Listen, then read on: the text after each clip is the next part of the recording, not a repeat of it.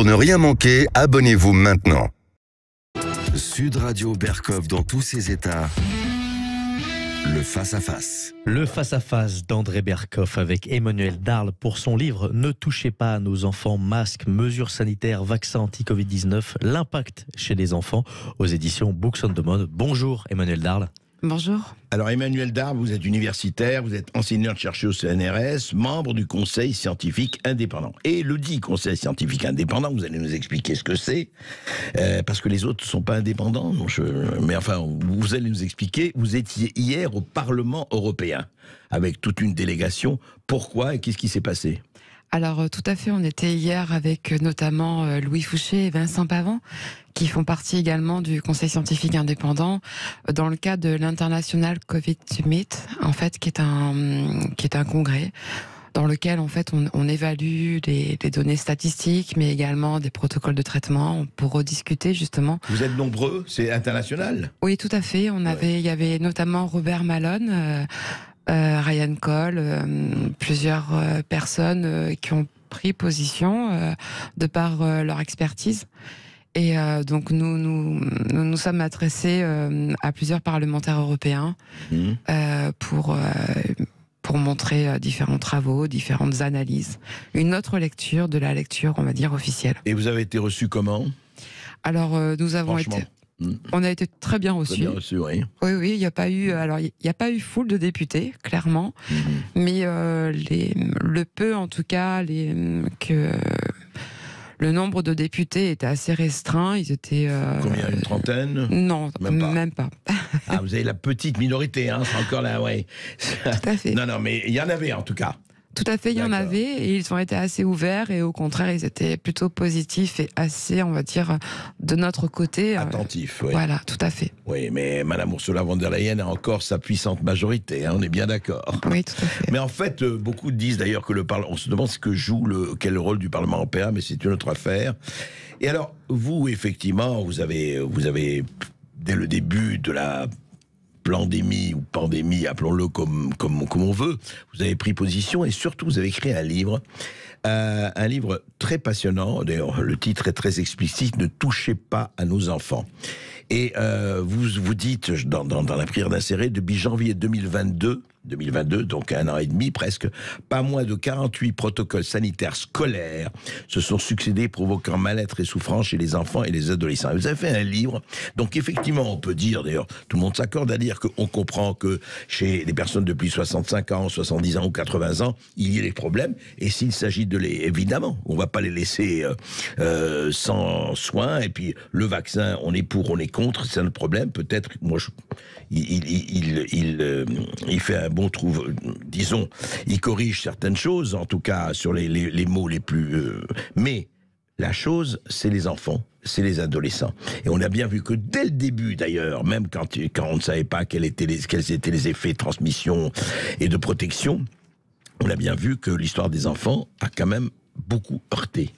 Et votre livre est plein de témoignages. On va en parler tout de suite après cette petite pause. Emmanuel Darl, qu'est-ce qui s'est passé ?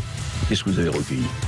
Et restez bien avec nous, on se retrouve tout de suite et vous pouvez interpeller Emmanuel Darl pour son livre « Ne touchez pas à nos enfants, masques, mesures sanitaires, vaccins anti-Covid-19, l'impact chez les enfants » au 0826 300 300. On attend vos appels. 0826 300 300. À tout de suite sur Sud Radio.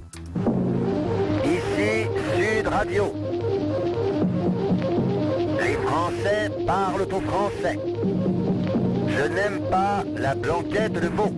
Je n'aime pas la blanquette de veau. Sud Radio Berkov dans tous ses états. Il y a une magnifique chanson de Jacques Higelin, vous la connaissez tous, on la passe souvent ici à Berkov dans tous ses états. Alertez les bébés, alertez les bébés. Et bien vous avez alerté les parents en disant ne touchez pas à nos enfants, Emmanuel Darl.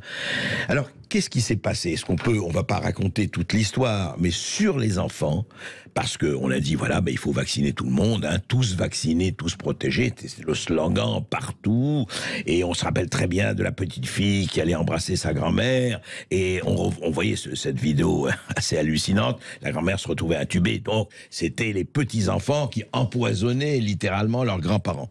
Alors, qu'est-ce qui s'est passé vraiment ? L'impact ? Alors, ce qui s'est passé, c'est que dès le début, en fait, on a terrorisé les parents en leur faisant croire que leurs enfants, en fait, étaient un potentiel danger pour eux-mêmes.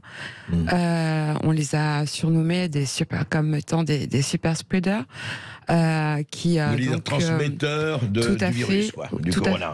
Tout à fait. Et à ce titre, en fait, on a commencé à les masquer, on a confiné la population au niveau général.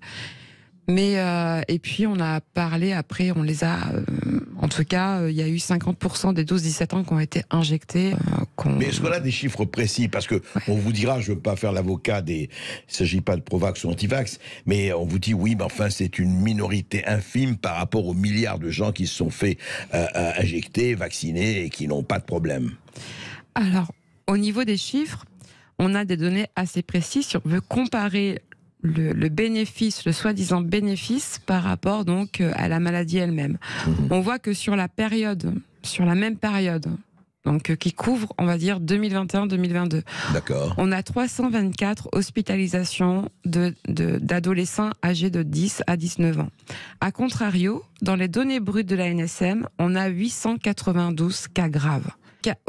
On voit très bien qu'il n'y a aucun bénéfice à vacciner des personnes qui ne sont pas touchées par une épidémie, mais aussi et surtout à leur insuffler un sentiment de terreur, puisqu'on connaît aujourd'hui les conséquences. On a eu une augmentation de quasiment 300% de gestes suicidaires chez les adolescents âgés de moins de 15 ans. Le niveau de saturation des hôpitaux pédiatriques en termes de tout ce qui porte sur la santé psychique est toujours en augmentation. Il y a eu une enquête qui a été menée, donc qui est en cours par Santé publique France. On aura les résultats en juin. Tout à fait. Ouais. Mais en fait, on a passé un petit peu sous silence la détresse de tous les enfants à qui on a masqué, à qui on a refusé finalement, qu'on a isolé. Et puis les enfants ont besoin de voir le visage, ont besoin de voir la bouche s'exprimer, ont besoin de voir. Effectivement, c'est une structuration aussi pour les enfants au départ. Tout à fait. Et puis un enfant a aussi besoin de repères. Quand on change leur quotidien avec des protocoles sanitaires tous les 15 jours, comme ça a été fait, c'est pas possible. On a quand même affaire à des enfants jeunes, des enfants de 6 ans. C'est pas un adolescent de 18 ans. Mais oui. Voilà. Et d'ailleurs, vous avez recueilli, votre livre est passionnant de ce point de vue-là, je le recommande. Vous avez énormément de témoignages de parents très divers. Et au fond, qu'est-ce qui ressort? Parce qu'on ne peut pas évidemment les citer tous, mais qu'est-ce qui ressort? On va parler aussi des chiffres, Emmanuel, mais qu'est-ce qui ressort de ces témoignages? Ce qui ressort, c'est avant tout une très grande souffrance qui a été causée par ces protocoles sanitaires, donc la souffrance des parents. Et également, bien sûr, la souffrance de leur enfant. On a eu, à titre d'exemple, le cas d'une petite fille de 6 ans qui a dû se nourrir pendant 2 mois à la paille, puisqu'elle a développé en fait une mycose au niveau de la bouche, due au masque. Au masque, oui. 2 mois se nourrir à la paille. Moi-même, mon fils est tombé dans le mutisme pendant 1 semaine après qu'on lui ait demandé de remettre son masque après chaque bouchée à la cantine. Il prenait une bouchée, on disait remet le masque. Tout à fait. L'enfant de Roxane Chafei, qui est la fondatrice des Mamans Louves, son enfant avait des 3 jetons pour respirer par jour. C'est d'une violence inqualifiable. Attendez, 3 jetons pour respirer. Tout à fait, on a donné des jetons à son fils. Chaque élève avait 3 jetons pour pouvoir prendre une bouffée d'oxygène en abaissant un petit peu son masque, tout à fait. Ouais. On en est arrivé à ce stade quand même. Ouais. Et dans le déni général finalement des problèmes qui ont été posés... dans le déni de Jean-Michel Blanquer, dans le déni après de l'ensemble des syndicats, même de l'éducation nationale, dans le déni de beaucoup de parents aussi. Puisque finalement, on a eu affaire aussi à des parents qui étaient véritablement terrorisés. Oui, bien sûr. Même après la fin l'obligation du port du masque en milieu scolaire, il y a eu des parents qui ont continué à masquer leurs enfants parce qu'ils avaient peur. Tout ça, on ne connaît pas encore les répercussions sur le moyen et long terme, mais en tout cas, ce qui est sûr, c'est qu'elles vont arriver. En fait, il y a eu un management par la peur, un gouvernement par la peur, sinon par le chaos, quoi. C'est ça. Mais effectivement, vous dites, je voudrais que vous me donniez d'autres exemples ou témoignages, parce que, en fait, on a dit aux gens, bon, très bien, confinés aujourd'hui. D'ailleurs, ceux même qui ont organisé le confinement disent, on se demande si c'était utile ou pas, et ils posent la question de l'inutilité. On l'a vu, d'ailleurs, c'est mondial, hein, c'est pas seulement français. Mais ce côté des enfants que vous dites, justement l'impact, c'est-à-dire que vous pensez qu'il y a, je ne dirais pas, allons pas jusqu'à la génération sacrifiée, mais quelque chose a vraiment impacté de façon extrêmement forte chez les jeunes, les enfants, etc. Alors tout à fait. Alors déjà, d'un point de vue scolaire, l'ensemble du monde enseignant s'accorde à dire que les enfants, tous cycles confondus, ont perdu 1 an au niveau de leur apprentissage. Mais après, plus précisément au niveau de l'impact, nous on a eu, alors je parle, on va dire, dans les collectifs unis d'enfance et liberté que je suis de près, les Mamans Louves, on a des témoignages très forts de, par exemple, d'enfants qui étaient soit autistes ou qui avaient même des problèmes respiratoires, de l'asthme, à qui on a obligé de porter un masque, en leur disant, si votre enfant ne porte pas le masque, il sera tout seul au fond de la cour de récréation. Il devra, il passera sa récré tout seul. Il sera au fond de la classe. On a dit ça. Vous avez des témoignages précis. Tout à fait, tout à fait. Et il y a eu même, à un moment donné un grand recours au Conseil d'État, à peu près plus de 1000 par an. Il y a eu 2 recours spécifiquement. Hein. Les 2 ont été classés, on va dire, sans suite. Hein. Nous, on a juste demandé une étude d'impact. Le Conseil d'État nous a dit. Vous ne pouvez pas demander une étude d'impact, voilà. Mais pourquoi ? Quelles raisons ont-ils invoqué ? Aucune, que en fait c'était comme ça et qu'on devait l'accepter. Circuler, il n'y a rien à voir. Tout à fait. On va en reparler tout de suite. On va continuer avec vous, Emmanuelle Darl, après cette petite pause. À tout de suite. Et vous nous appelez au Sud Radio Berkov dans tous ses états. Appelez maintenant pour réagir 0826 300 300. Sud Radio Berkov dans tous ses états. Et oui, c'est tout à fait normal. Écoutez, tout le monde a peur de mourir, tout le monde a peur quand on leur dit ça y est, c'est fini, si vous ne faites pas ça, eh bien, il va vous arriver des choses terribles.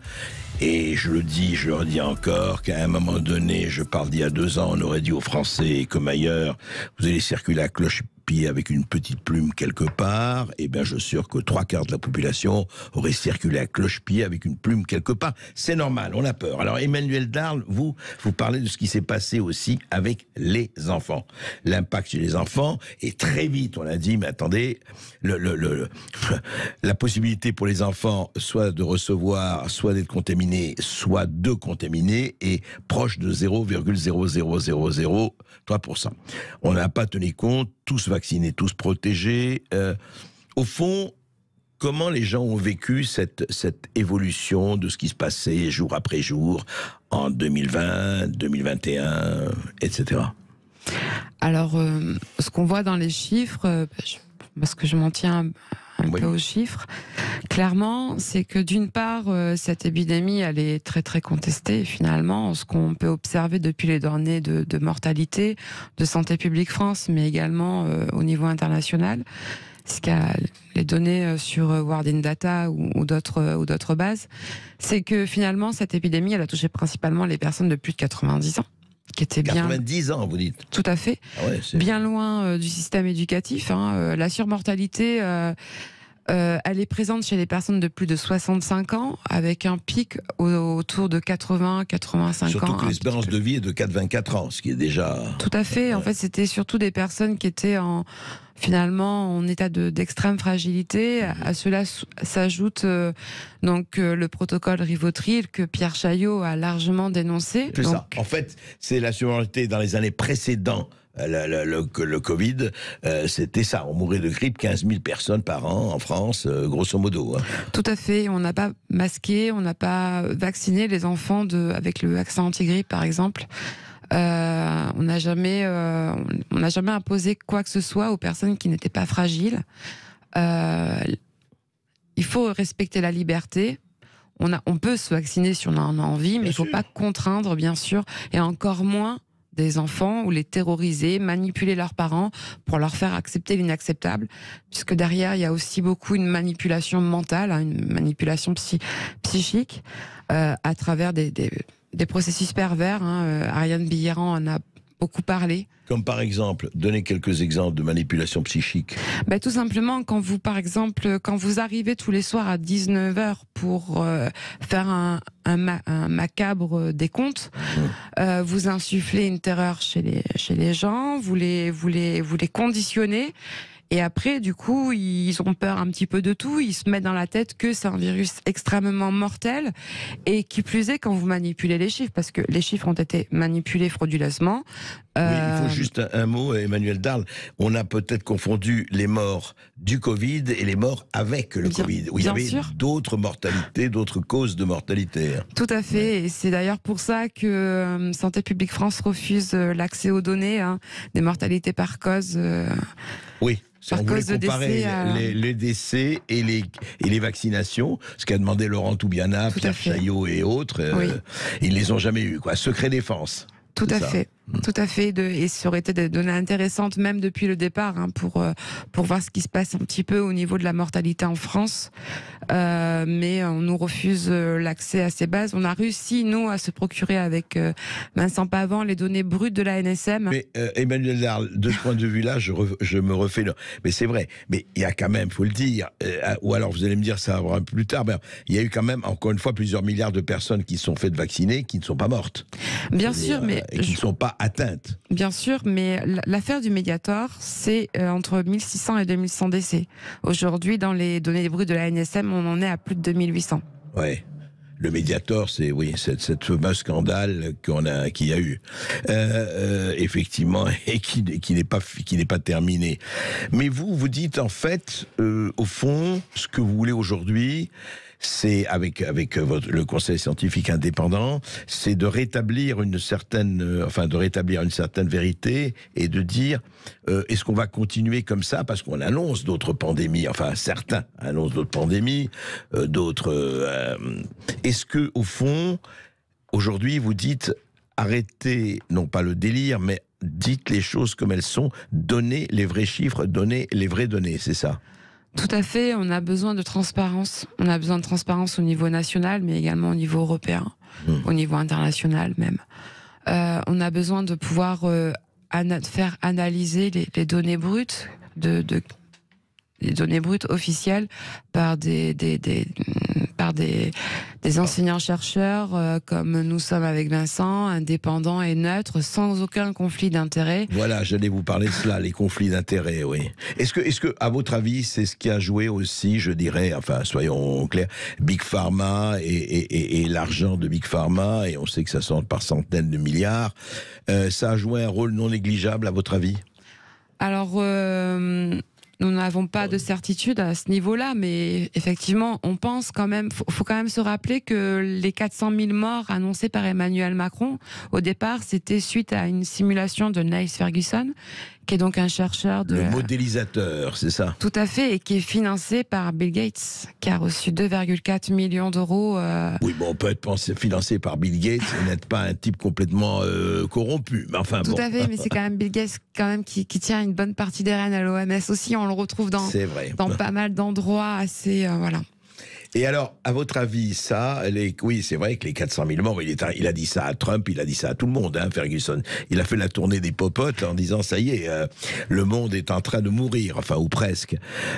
Et vous voulez quoi aujourd'hui? En fait, Emmanuel Darl, le conseil, en fait, tous les gens qui se battent, les personnes qui se battent, que ce soit médecins, chercheurs, soignants et citoyens, vous voulez quoi? Vous voulez en fait que tout soit mis sur la table, c'est ça? Tout à fait. Nous, ce qu'on réclame depuis plus de 2 ans, c'est un vrai débat public, notamment avec les personnes qui ont pris des décisions, comme que ce soit des parlementaires ou des chercheurs, par exemple, de l'Institut Pasteur, notamment avec Simon Cauchemez, à titre d'exemple. Nous, ce qu'on veut, c'est débattre, ce qu'on veut, c'est pouvoir confronter les idées. La science se construit dans le débat.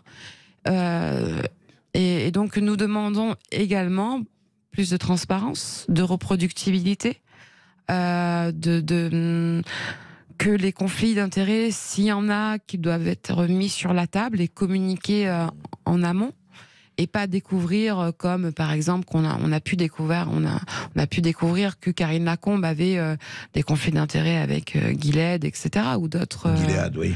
Le fameux remdesivir. Tout à fait, d'autres joyeusetés. Et ça, c'est pas normal dans une démocratie où justement on doit s'assurer que le principe de neutralité et d'indépendance soit bien respecté.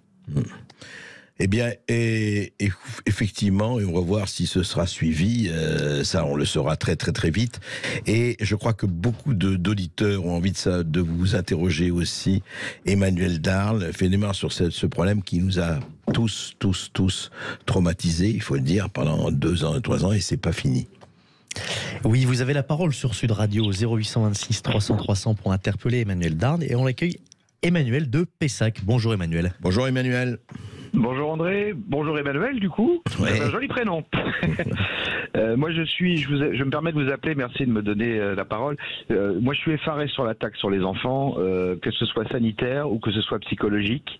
J'en veux un peu aux parents qui se révoltent pas suffisamment. Moi quand je vois tout ce qui s'est passé évidemment pendant ce que vous décrivez, et merci pour votre combat, je vois aussi les drag queens qui font des incursions dans les écoles ils n'ont absolument rien à faire dans une école, et on peut pas me traiter d'homophobie, hein. Des copains de mon père c'était Michou et je l'ai connu moi-même, donc et lui c'est quelqu'un d'adorable et il n'y a pas de police des braguettes, hein. Je veux dire, la chose est différente, et je trouve que c'est une, vous savez, alors peut-être que ces propos vont hérisser le poil de beaucoup, mais toutes les dictatures ou démocratures ont mis la main sur les enfants le plus tôt possible, parce que ce sont des gens qui sont malléables, ce sont des gens qui sont effectivement en pleine construction, et on autorise des choses aujourd'hui qui étaient sous le coup de la loi il y a quelques années. Moi, ça me rend dingue.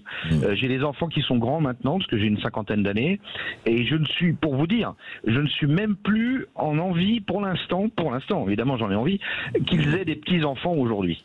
Parce que quand je vois comment ils seront à l'école, ce qu'on leur apprendra, hein, on va leur apprendre à changer de sexe, mais ils sauront ni compter, ni lire, ni écrire, ça me rend fou. Et ce qui me rend fou, c'est l'inertie aussi derrière. Et je vous remercie de votre combat, madame, et à vous, André, et aussi à Marie-Estelle Dupont, et à tous ceux on est dans l'inversion des valeurs, en fait. Les anciens doivent défendre les jeunes, et aujourd'hui, on a les anciens qui veulent sacrifier les jeunes pour leur confort. Et ça me rend fou. Et je dirais juste sur une citation, et je vous embête pas, vous me connaissez de temps en temps, vous m'avez au téléphone de temps en temps. Non, vous ne nous embêtez jamais, au contraire. C'est gentil. Il n'y a point de plus cruelle tyrannie que celle que l'on exerce à l'ombre des lois et avec les couleurs de la justice. Et c'est de Montesquieu, et on est en plein dedans à tous les niveaux, et moi ça me rend fou. Et en tout cas, je vous remercie de m'avoir donné la parole.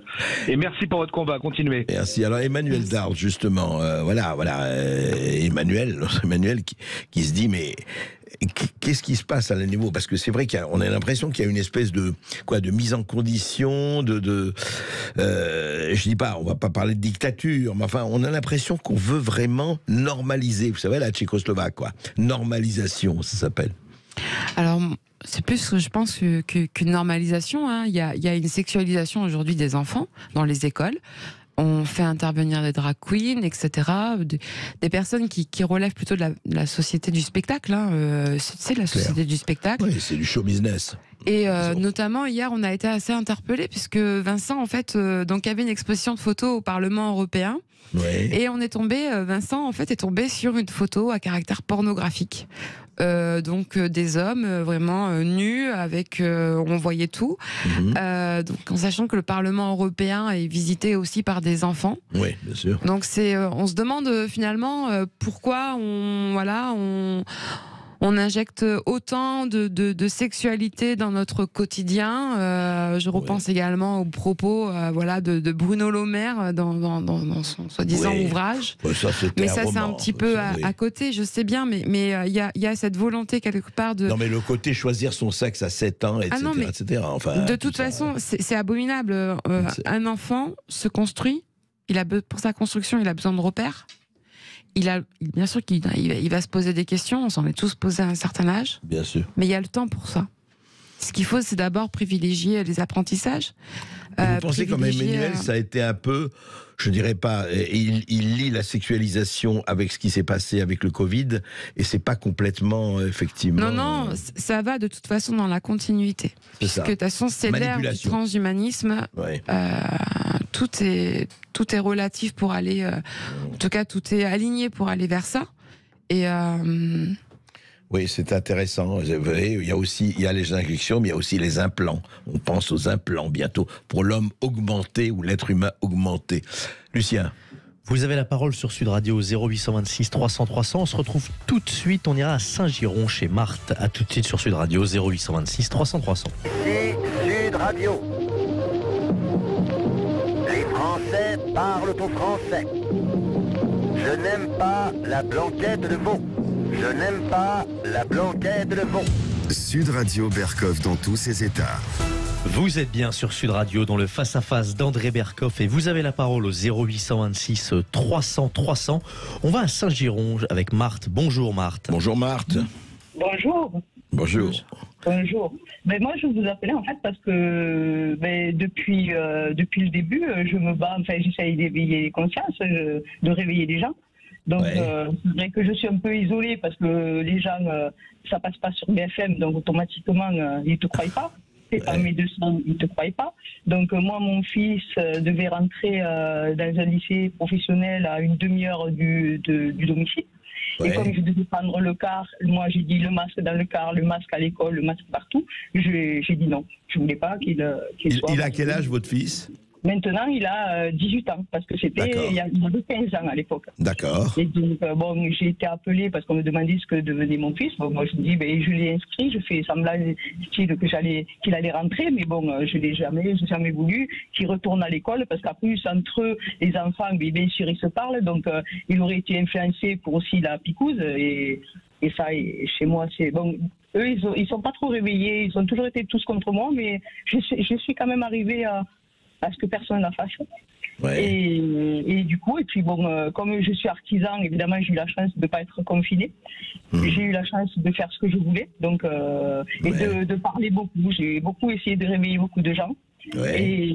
Et maintenant, on passe à l'éveil, parce que là, maintenant, ils essayent de gouverner par la peur.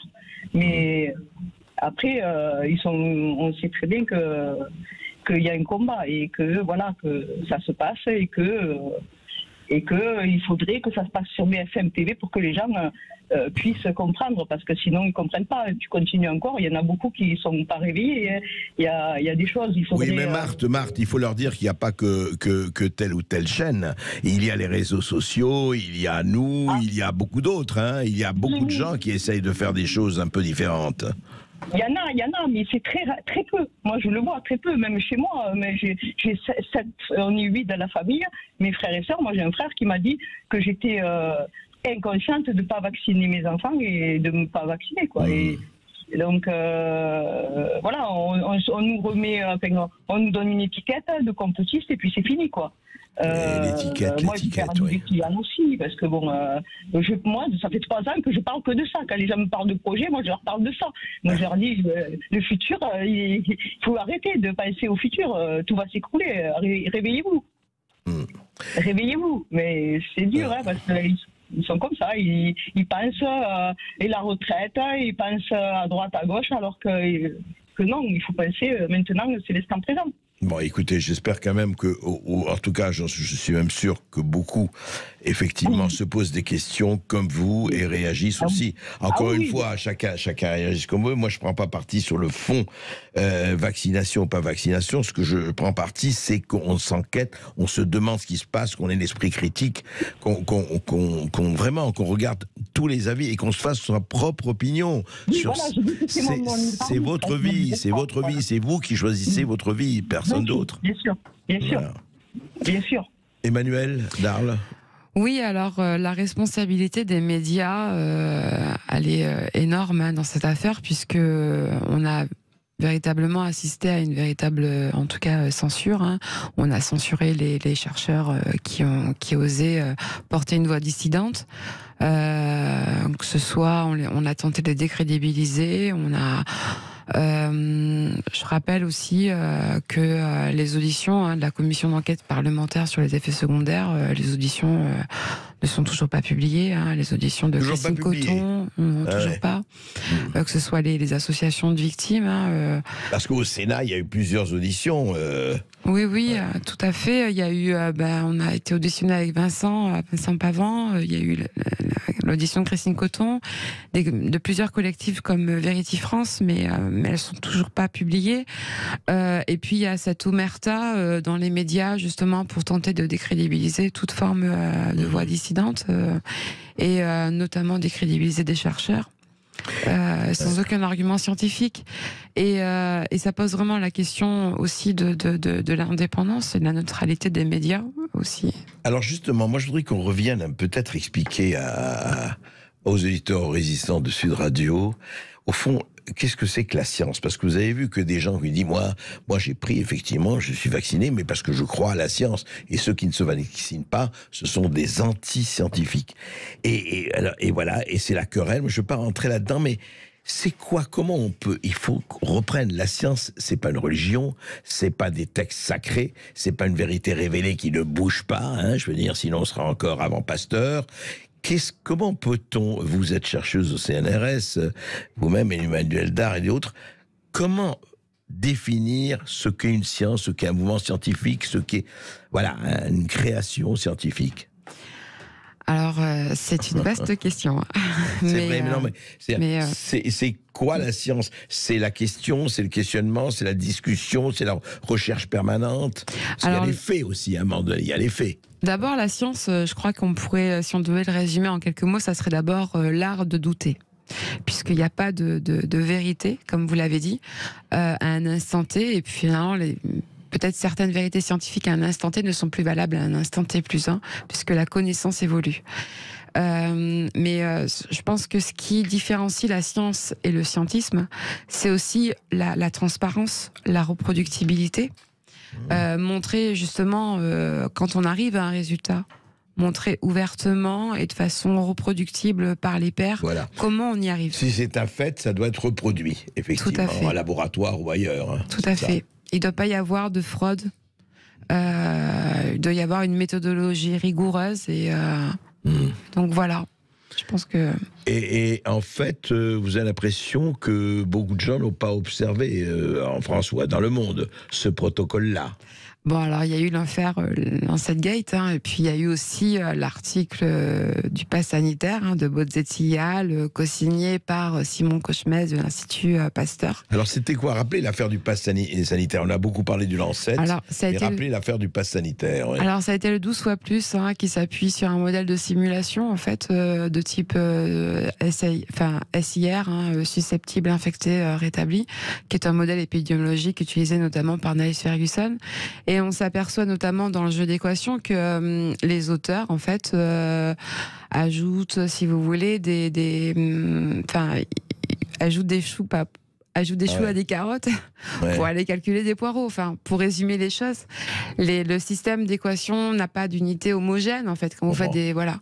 Et donc, Vincent Pavant... un peu, quoi. Ouais, tout à fait. Et puis, alors, on avait demandé avec Vincent Pavant, notamment, qui est à l'origine de la critique de cet article, les données et le code de simulation.